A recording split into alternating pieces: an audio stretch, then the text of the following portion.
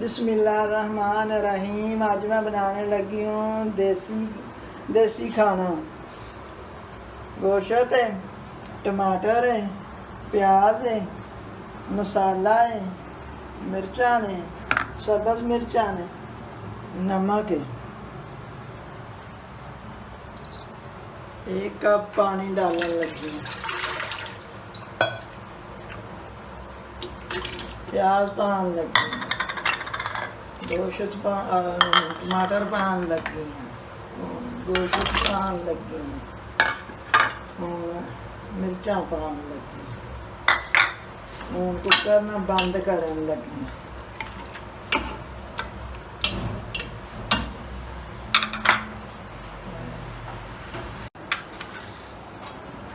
बीस मिनटां च बॉयल हो जाएगा।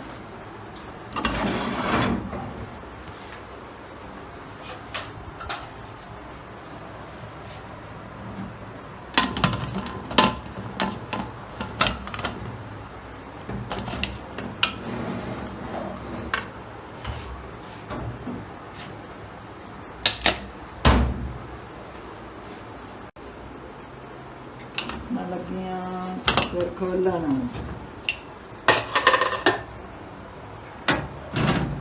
मेरा गोश्त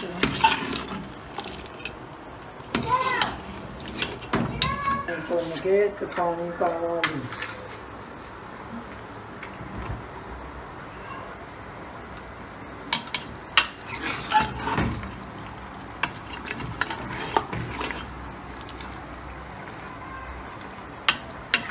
करन लगी हूँ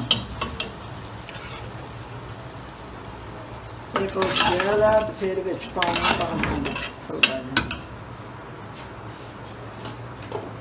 मेरा गोश्त पक चुका है तो हुण मैं ना मसाला पान लगी हाँ। हुण मैं धनिया पान लगी हाँ।